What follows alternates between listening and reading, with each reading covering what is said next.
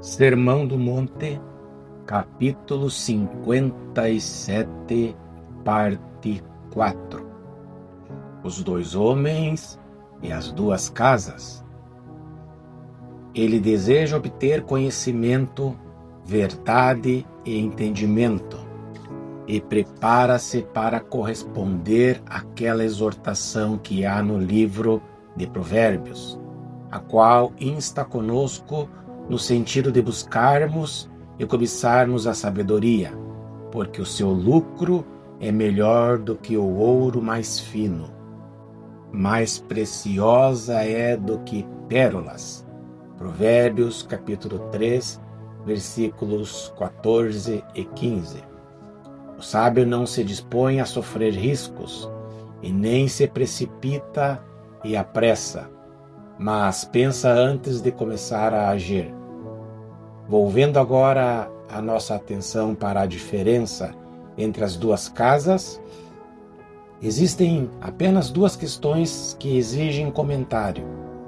A primeira delas é que o tempo para fazer consultas já ficou para trás. Uma vez que a casa tenha sido construída, tais consultas tornam-se inúteis. O momento certo para se fazerem consultas é no começo da construção. Aqueles dois homens, pois, precisam ser vigiados em seu trabalho, quando ainda estão planejando e escolhendo a localização de suas casas. O tempo certo para vigiarmos o construtor é bem no princípio da obra, para que se possa verificar o que ele faz nos alicerces. Não basta contemplar a casa quando já está terminada. De fato, uma casa mal construída pode ter melhor aparência do que uma casa bem construída. Isso, por sua vez, nos leva ao segundo ponto. Embora a diferença entre as duas casas não seja óbvia, não obstante, trata-se de uma diferença essencial, porque, em última análise, a coisa mais importante acerca de uma casa são os seus alicerces. Essa verdade é frequentemente enfatizada nas Escrituras. Os alicerces, que parecem tão insignificantes e destituídos de importância, porquanto não estão à vista, a despeito disso são a parte mais vital e importante de uma edificação. Se os alicerces não tiverem sido bem construídos, tudo mais em sua casa será mal construído. Porventura, não foi esse o grande argumento usado pelo apóstolo Paulo quando ele comentou: porque ninguém pode lançar outro fundamento além do que foi posto, o qual é Jesus Cristo. 1 Coríntios, capítulo 3, versículo 11. Os alicerces, que são os primeiros passos dados em qualquer edificação, são mais importantes do que qualquer outra parte da construção. Outra razão para a vital importância dessa diferença entre as duas casas é destacada pelos testes pelos quais a construção haverá de passar mais tarde. Sem dúvida, esses testes sobrevirão, mais cedo ou mais tarde. Por enquanto, não queremos falar sobre a aplicação desses fatos às nossas vidas. Contudo, tão certamente como estamos nesta vida terrena, as provações haverão de acontecer-nos, atingindo cada um de nós, e seremos forçados a enfrentá-las. Essas provações são inexoráveis e inevitáveis. Em face dessa realidade, nada é tão importante quanto bons alicerces. Nosso Senhor traçou esse quadro dramático a respeito das diferenças entre os dois homens e as duas casas, por causa de toda a vital importância que se reflete nisso. dentro do campo espiritual.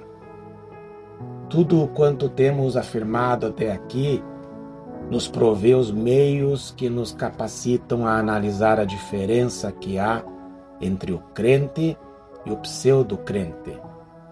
Não é realmente significativo que tão pouco se ouça hoje em dia daquilo que os puritanos chamavam de pseudo-crentes? Se você lesse a história da Igreja da Inglaterra, descobriria que em certos períodos notáveis, como a época dos puritanos ou a do reavivamento evangélico, dava-se grande atenção a esse assunto.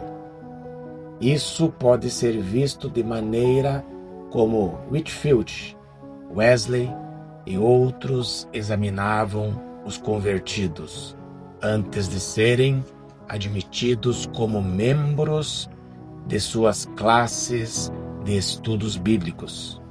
A mesma coisa pode ser averiguada nos extraordinários dias da Igreja da Escócia, bem como durante os primeiros 100 anos da Igreja Presbiteriana do país de Gales. Na realidade, essa tem sido a característica mais proeminente de todos quantos têm concebido a Igreja como a congregação dos santos. Como deveríamos exercer essa discriminação na prática? Adotemos exatamente a mesma técnica que já tivemos oportunidade de empregar. A primeira coisa que precisamos dizer acerca do crente e do pseudo-crente é que eles têm determinadas particularidades em comum.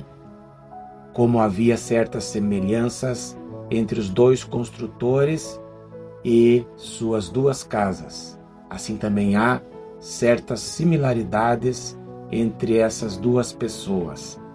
A primeira dessas semelhanças é que podemos encontrar os dois no mesmo local, dentro do quadro traçado por Cristo. Os dois homens levantaram suas casas na mesma localidade, pois queriam viver próximos um do outro e perto do rio. Dá-se precisamente a mesma coisa no terreno religioso. O crente verdadeiro e o pseudo-crente são geralmente encontrados na mesma esfera de atividades. Geralmente, ambos podem ser vistos como membros na igreja. Eles se sentam juntos e escutam precisamente o mesmo evangelho. E ambos parecem gostar disso. Segundo todas as aparências, eles parecem estar exatamente na mesma posição, dotados da mesma perspectiva geral, interessados pelas mesmas atividades. O crente falso não se acha fora da igreja, ele também faz parte dela. Ele aprecia a sua vinculação com a igreja e o fato de ser membro ativo dela.